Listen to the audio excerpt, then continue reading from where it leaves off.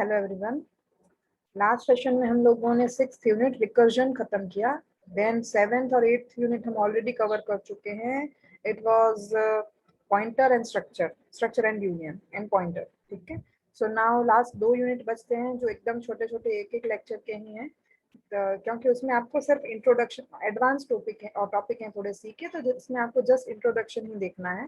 So today 9th unit is dynamic memory allocation. So first of all, what is dynamic memory allocation, what is static memory allocation, फिर आगे dynamic memory allocation को detail में देखते हैं। ठीक है, so first of all, what is static memory allocation? static का मतलब क्या होता है? fixed। ठीक है, फिक्स साइज हो जाती है तो उसको बोलते हैं स्टेटिक। मेमोरी अलोकेशन का मतलब क्या होता है? मेमोरी अलोकेट करना, मेमोरी देना। ठीक है, जैसे हमने एक प्रोग्राम, सपोज एक सॉफ्टवेयर बना रहे हैं हम लोग, जिसमें जो कस्टमर है उसको क्या करना है, उसको सपोज उसकी यूनिवर्सिटी है या उसकी कॉलेज है, इंस्टीट्यूट है, उसको अपने सारे स्टूडेंट के डेटा स्टोर करने हैं। तो उसको डेटा स्टोर करने के लिए मेमोरी तो देनी पड़ेगी, मेमोरी अलोकेट करनी पड़ेगी। ठीक है, तो जो मेमोरी अलोकेशन है दो तरीके से हो सकता है। एक होता है स्टैटिक, एक होता है डायनेमिक। स्टैटिक मतलब फिक्स। फिक्स मतलब क्या कि सपोज उसको अपने स्टूडेंट के डेटा स्टोर करना है। ठीक है, तो उसको रोल नंबर स्टोर करने हैं तो हमने उसको एरे दे दिया सपोज। तो एरे की साइज हमें फिक्स बतानी पड़ती है पहले से। मतलब एरे हम कैसे डिक्लेयर करते हैं? Data type, array name and size, चाहे 1 डायमेंशनल हो चाहे 2 डायमेंशनल हो।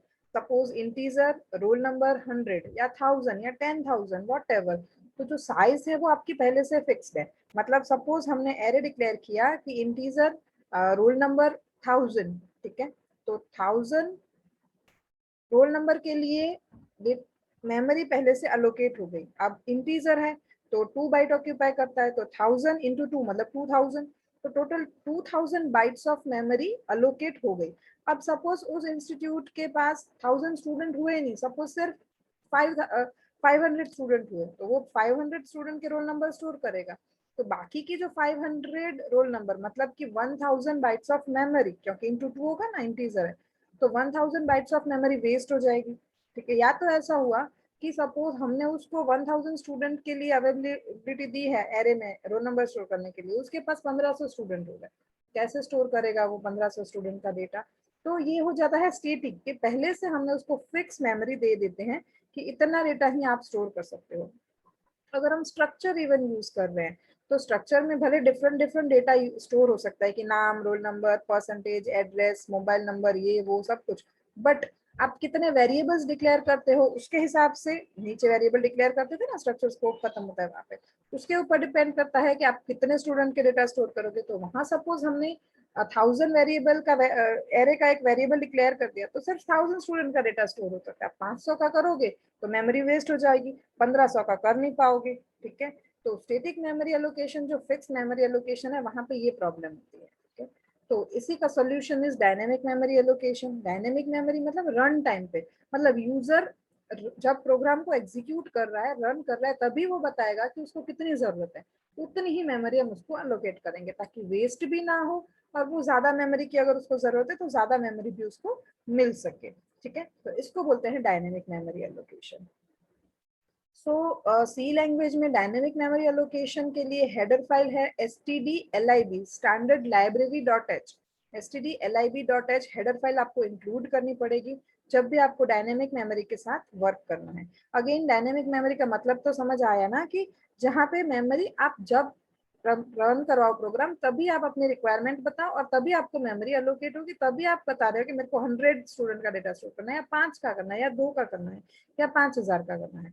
उस हिसाब से ही आपको मेमोरी मिलेगी ताकि आपकी रिक्वायरमेंट भी सेटिस्फाई हो सके और मेमोरी वेस्ट भी ना हो। ठीक है, तो stdlib.header फाइल का यूज करके you can use dynamic memory allocation functions. Actually यहाँ पे 4 फंक्शंस होते हैं, बट अपने सिलेबस में ये 3 फंक्शंस हैं। तो malloc मतलब कि मेमोरी एलोकेशन, कैलॉक मतलब contiguous memory allocation, and free, ये 3 फंक्शन हमें इस चैप्टर में पढ़ने हैं। Memory allocation, contiguous memory allocation and free function, तो ये 3 चीजें हमें समझनी है इस चैप्टर के अंदर। नाउ स्टैटिक और डायनेमिक मेमोरी एलोकेशन का बेसिक डिफरेंस तो मैंने आपको बता दिया कि स्टैटिक मेमोरी मतलब कंपाइल टाइम पे, मतलब प्रोग्रामर जब प्रोग्राम को, सॉफ्टवेयर को डेवलप करता है तभी फिक्स कर देता है और वो उतनी ही रहती है। ठीक है, ना ज्यादा होती है ना कम होती है। और side comparatively versus dynamic memory allocation, user अपनी रिक्वायरमेंट के हिसाब से रन टाइम पे अपनी मेमोरी एलोकेट करवा सकता है, ठीक है। So the difference is memory in static memory allocation जो है वो कंपाइल टाइम पे होता है। इन डायनेमिक मेमोरी एलोकेशन जो मेमोरी एलोकेशन की प्रोसेस है वो रन टाइम पे होती है। In static memory allocation memory can't be increased while executing program, जैसे मैंने आपको भी बताया, इंक्रीज भी नहीं होगी, श्रिंक भी नहीं होगी। व्हाइल इन डायनेमिक मेमोरी एलोकेशन इंक्रीज भी हो सकती है और श्रिंक भी हो सकती है, कम करवानी है तो भी हो सकती है, ज्यादा करवानी है तो भी हो सकती है। स्टैटिक मेमोरी एलोकेशन के लिए जो मेमोरी जब अलोकेट होती है वहां पे इंटरनली एरे का यूज करते हैं, और डायनेमिक मेमोरी एलोकेशन में लिंक लिस्ट का यूज करते हैं, ठीक है। तो ये तीन फंक्शंस देखने हैं। Malloc full form is memory, M stands for memory, M stands for memory, alloc stands for allocation. Memory allocation, allocate single block of requested memory, आपको जितनी भी मेमोरी चाहिए उसका एक ब्लॉक आपको अलोकेट होगा। Calloc is continuous memory allocation, जहां पे आपकी जो रिक्वायरमेंट है उसका एक से ज्यादा ब्लॉक, सपोज मेलॉक में क्या होता है कि 10 बाइट का एक ब्लॉक अलोकेट कर दो, कैलॉक में क्या होता है 10 बाइट के 5 डिफरेंट डिफरेंट ब्लॉक अलोकेट होंगे। और फ्री में क्या होता है, मेमोरी को फ्री कर दो, जितनी भी मेमोरी अलोकेट हुई है अब उसको फ्री कर दो किसी और को यूज करने के लिए, ठीक है। So let's start with malloc function. अगर थोड़ी स्पीड हो गई हो तो मैं रिपीट कर देती हूँ। There are two types of memory allocation: static memory allocation and dynamic memory allocation. Static memory allocation में memory allocate करना, memory देना किसी को भी, वो जो प्रोसेस है वो जब प्रोग्रामर प्रोग्राम को डेवलप करता है तभी फिक्स हो जाती है। रन टाइम पे जब कस्टमर उसको यूज करेगा तब वो रिक्वायर चेंज नहीं हो पाएगी, ना ज्यादा हो पाएगी ना कम हो पाएगी। तो यहाँ पे क्या प्रॉब्लम होगी, अगर कस्टमर को ज्यादा मेमोरी की जरूरत है तो वो उसकी जरूरत सेटिस्फाई नहीं हो पाएगी, और अगर उसको कम मेमोरी की जरूरत है तो मेमोरी वेस्ट हो जाएगी, ठीक है। व्हाइल इन dynamic memory allocation, user run time पे अपने रिक्वायरमेंट के हिसाब से मेमोरी एलोकेट करवा सकता है। कम जरूरत है तो कम, एक बार एलोकेट हो गई फिर वापस से रीएलोकेट भी हो सकती है। एक बार उसने 10 GB एलोकेट कर 10 बाइट्स ऑफ मेमोरी एलोकेट करवाया, फिर उसको 15 बाइट्स की जरूरत है तो वो रीएलोकेशन की रिक्वेस्ट भी दे सकता है, जहाँ पे वो रीएलोकेशन में कम भी करवा सकता है और ज्यादा भी करवा सकता है। तो ये जो फैसिलिटी है it's called dynamic memory allocation, ठीक है। तो we have 3 dynamic memory allocation functions over here. The first one is memory allocation malloc function, जो कि आपको एक single block of memory allocate करवाएगा ऑफ योर रिक्वायर्ड साइज। आप बोलोगे 50 बाइट चाहिए तो 50 बाइट का एक ब्लॉक आपको मिलेगा, अगर आप बोलोगे 10 बाइट चाहिए तो 10 बाइट का एक ब्लॉक आपको मिलेगा, ठीक है। वाइल कैलॉक में क्या होता है, कंटिन्यूअस मेमोरी एलोकेशन में क्या होता है कि आपके रिक्वायर्ड साइज के रिक्वायर्ड नंबर ऑफ ब्लॉक्स आप एलोकेट करवा सकते हो। मतलब आप अगर बोलोगे कि 10 बाइट के 10 बॉक्स चाहिए या 10 बाइट के 5 बॉक्स चाहिए, ऐसे अलग अलग साइज के number of blocks you can have, ठीक है। और फ्री मतलब जो मेमोरी एलोकेट हुई है उसको जब जरूरत नहीं है तब उसको फ्री कर दो, ठीक है। So let's start with malloc। Here is the syntax of malloc function. malloc function में क्या होता है कि malloc, यहाँ से देख स्टार्ट करते हैं समझना। malloc मतलब मेमोरी एलोकेट करवाओ, कितनी मेमोरी एलोकेट करनी है वो यहाँ ब्रैकेट में लिखेंगे, ठीक है। मेमोरी एलोकेट करवाओ कितनी, वो साइज यहाँ पे लिखेंगे। जो मेमोरी एलोकेट हो रही है उसकी डेटा टाइप क्या है वो हम यहाँ पे लिखेंगे कि इंटीजर टाइप की चाहिए, कैरेक्टर की चाहिए कि फ्लोट टाइप की चाहिए, ठीक है। और ये जो मेमोरी आपको एलोकेट हुई उसका एड्रेस, उसका रेफरेंस इस पॉइंटर के अंदर स्टोर होगा, ठीक है। अगेन कर लेते हैं, मेमोरी एलोकेट करो कितनी, इतनी साइज की, जो यहाँ ब्रैकेट में लिखा हुआ है उतनी साइज की, यहाँ पे ब्रैकेट में जो लिखा है उस डेटा टाइप की मेमोरी एलोकेट करो। तो मेमोरी एलोकेट हुई उसका एड्रेस है वो इस पीटीआर पॉइंटर के अंदर स्टोर कर दो। ऐसे मेलॉक की सिंटैक्स है। अब एक एग्जांपल देख लेते हैं। Standard input output dot H, क्योंकि हम यहाँ स्कैनफ प्रिंटफ यूज करेंगे। stdlib डॉट एच, क्योंकि यहाँ मेलॉक फंक्शन यूज करेंगे। मेन फंक्शन के अंदर हम यूजर को बोल रहे हैं कि आपको कितने नंबर स्टोर करवाने हैं। यूजर बोलेगा 10 तो हम उसको 10 बाइट की मेमोरी देंगे। अगर वो बोलेगा 50 तो उसको 50 नंबर के लिए मेमोरी देंगे। अगर वो बोलेगा 2 तो उसको 2 नंबर के लिए मेमोरी देंगे। हो गया रन टाइम पे, वो जब जितनी बोलेगा उतनी ही मेमोरी हम उसको देंगे। तो एंटर नंबर ऑफ एलिमेंट्स, आपको कितने एलिमेंट्स स्टोर करवाने हैं, तो वो जो नंबर दे रहा है उसको हमने एन के अंदर स्टोर कर दिया कि उसको 2 एलिमेंट स्टोर करवाने हैं, 10 एलिमेंट स्टोर करवाने हैं या 5 एलिमेंट स्टोर करवाने हैं, ठीक है। वो जो कुछ भी बोलेगा वो n के अंदर स्टोर हो गया। अब यूजर ने जो बोला उतने उसको अलोकेट करवाने हैं, तो यहाँ हम मेमोरी अलोकेशन की प्रोसेस करते हैं। ठीक है, यहाँ से मेलॉक मतलब मेमोरी अलोकेट करो, कितनी करनी है। सपोज उसने बोला कि मुझे 3 एलिमेंट स्टोर करवाने हैं, तो ये n के अंदर क्या होगा 3, 3 इंटू साइज ऑफ इंटीजर, क्योंकि उसको इंटीजर नंबर स्टोर करने हैं। तो अगर वो 3 बोलता है और हम उसको 3 बाइट दे देंगे, तो 3 बाइट के अंदर 3 इंटीजर स्टोर नहीं हो पाएंगे, क्योंकि एक इंटीजर को 2 बाइट की मेमोरी लगती है। ठीक है, तो अगर वो 3 नंबर उसको स्टोर करना है तो उसको 6 बाइट ऑफ मेमोरी चाहिए। तो इसलिए साइज ऑफ इंटीजर, इंटीजर की साइज क्या है 2, तो यहाँ 2 इंटू 3 6 हो जाएगा। तो यहाँ पे 3 नंबर स्टोर करने के लिए उसको 6 बाइट्स ऑफ मेमोरी अलोकेट होगी। जो मेमोरी अलोकेट होगी उसकी डेटा टाइप क्या है इंटीजर। ठीक है, और जो भी मेमोरी अलोकेट हुई उसका जो एड्रेस है, एड्रेस हर एक सिस्टम में अलग अलग होगा। तो जो भी एड्रेस है वो स्टोर हो जाएगा इस पीटीआर पॉइंटर के अंदर, जो यहाँ पे ऑलरेडी डिक्लेयर्ड है। ठीक है, तो अब कस्टमर को अपनी रिक्वायर्ड साइज की मेमोरी अलोकेट हो चुकी। अब उस मेमोरी के साथ उसको जो करना है, जो स्टोर करना है, जो करना है वो कर सकता है। ठीक है, अब मेमोरी जब हम अलोकेट करते हैं, ठीक है, तो अगर मेरी सिस्टम में वो बोल रहा है कि मुझे 5000 बाइट मेमोरी चाहिए, पर मेरी ऑलरेडी सिस्टम की मेमोरी फुल है, सपोज मेरी हार्ड डिस्क फुल है, ठीक है, तो उतनी मेमोरी अगर मेरे पास अवेलेबल नहीं है, तो ये जो पॉइंटर है ना उसके अंदर अपने आप नल स्टोर हो जाता है। ठीक है, अगर रिक्वायर्ड सफिशिएंट मेमोरी अवेलेबल नहीं है तो इस पीटीआर पॉइंटर के अंदर नल हो जाएगा, और अगर सफिशिएंट मेमोरी अवेलेबल है तो इस पीटीआर के अंदर वो एड्रेस स्टोर हो जाएगा। ठीक है, तो हम चेक करेंगे पहले कि हमें मेमोरी मिली है कि नहीं मिली। तो इसीलिए if PTR is equal to null, तो प्रिंट होगा कि सॉरी मेमोरी एलोकेट नहीं हो पाएगी, एग्जिट मतलब पूरे प्रोग्राम से बाहर निकल जाएंगे। ठीक है, और अगर ये कंडीशन फॉल्स हो जाती है, इफ वाली कंडीशन के पॉइंटर के अंदर नल नहीं है, कोई एड्रेस है, ठीक है, तो मेमोरी एलोकेट हो गई, तो यूजर को आप बोलते हैं कि भाई आपकी मेमोरी तो एलोकेट हो गई है, अब आप अपने नंबर्स एंटर करवाना शुरू करो।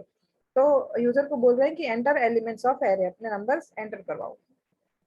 अब वो नंबर एंटर करवाएगा, उसके लिए हम लूप चला रहे हैं।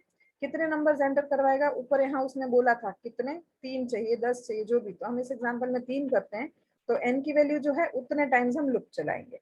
ठीक है, तो i की वैल्यू 0 से शुरू करते हैं, क्योंकि एरे के साथ वर्क कर रहे हैं हम। तो यहाँ पे ना हम n-1 कर देते हैं, अदरवाइज 0 से स्टार्ट कर रहे हैं ना तो एक ज्यादा हो। ओके ओके फाइन, नहीं ठीक है, यहाँ पे i is less than n लिखा है ना, लेस देन और इक्वल टू n नहीं है, तो ये लूप चलेगी 3 टाइम्स 0 से लेके 2 तक। यूजर नंबर एंटर करेगा, ठीक है, वो नंबर स्टोर कहाँ करवाना है, जो मेमोरी अलोकेट हुई है वहां पे। वो जो मेमोरी अलोकेट हुई है उसका कोई नाम नहीं है, उसका एड्रेस है सिर्फ अपने पास। एड्रेस कहाँ पे है, इस पॉइंटर के अंदर। यहाँ पे हमें 3 नंबर के लिए 6 बाइट ऑफ मेमोरी अलोकेट हुई है, तो जो फर्स्ट बॉक्स होगा, जो 2 बाइट्स का पहला वाला बॉक्स होगा, उसका एड्रेस क्या होगा, इस पॉइंटर के अंदर होगा। तो और जो नेक्स्ट वाला होगा उसका एड्रेस पॉइंटर प्लस 2 होगा, फिर नेक्स्ट वाला होगा उसका address pointer plus plus plus होता जाएगा। ठीक है, तो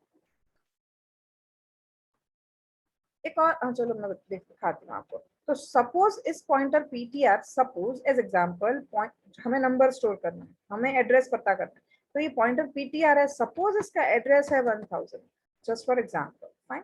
तो हमारा पहला नंबर कहाँ स्टोर होना चाहिए, 1000 मेमोरी लोकेशन पे। ठीक है, तो पॉइंटर प्लस आई की करंट वैल्यू क्या है 0, तो 1000 प्लस 0 मतलब 1000, तो 1000 एड्रेस पे स्टोर हो जाएगी अपना फर्स्ट नंबर।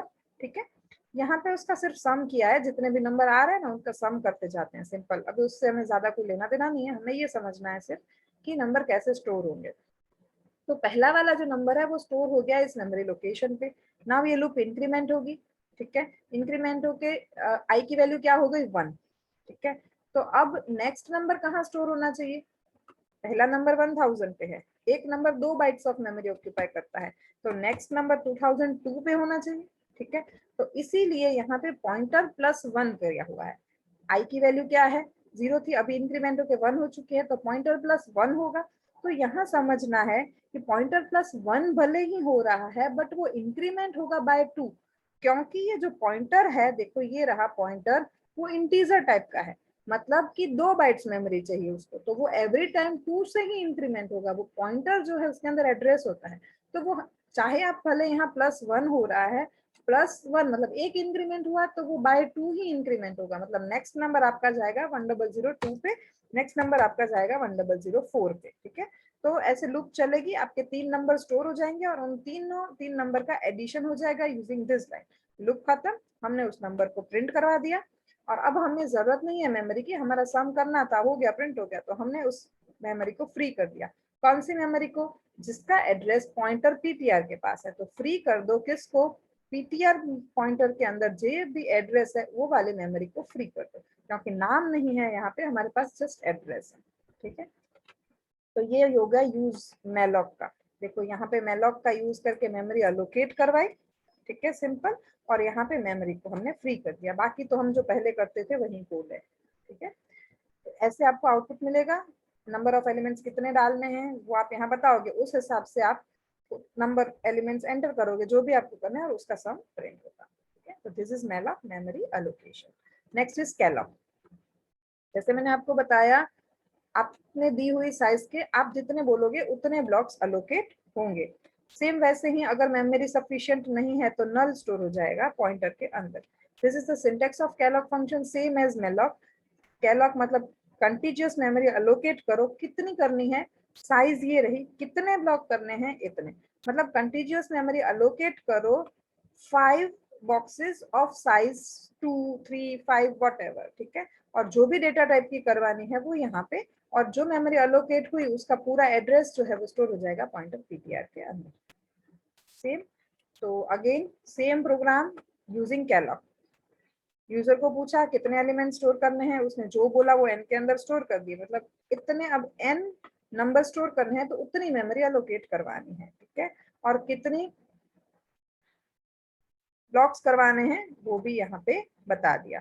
तो कंटीजियस मेमोरी अलोकेट करो, कितने ब्लॉक, 3 ब्लॉक अलोकेट करो, कितनी साइज के, 2 बाइट्स के, 2 बाइट के, उसको 3 नंबर स्टोर करने हैं इसलिए उसने 2 बाइट के, एक इंटीजर के लिए 2 बाइट, तो 2 बाइट के टोटल 3 बॉक्सेस उसने अलोकेट करवाए और एड्रेस गया पीटीआर के अंदर।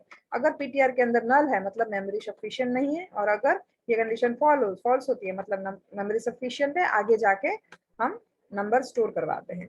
तो सेम प्रोग्राम है, इसलिए ऊपर ऊपर से समझा रही हूँ, पूरा सेम प्रोग्राम है, सिर्फ यहाँ मेलॉक के बदले कैलॉक का यूज किया है, ठीक है। तो नंबर एंटर करवाए, उस सारे नंबर्स का सम किया, सम को प्रिंट किया, अब मेमोरी की जरूरत नहीं है तो उसको फ्री करवा दिया, ठीक है। सो ये 3 functions, malloc function, calloc function and free function, और meaning of dynamic memory allocation आपको समझना है इस यूनिट के अंदर। क्वेश्चन कैन बी, ऐसे क्वेश्चन पूछा जाता है, एक्सप्लेन डायनेमिक मेमोरी एलोकेशन, या फिर explain dynamic memory allocation functions, या सीधा पूछा जा सकता है एक्सप्लेन मेलॉक, एक्सप्लेन कैलॉक। कोई प्रोग्राम दे देंगे कि इतने बाइट ऑफ मेमोरी एलोकेट करवानी है यूजिंग मेलॉक या यूजिंग कैलॉक, तो इस टाइप से पूछे जा सकते हैं इसमें से क्वेश्चन, ठीक है। सो ये हो गया unit 9 dynamic memory allocation. Thank you.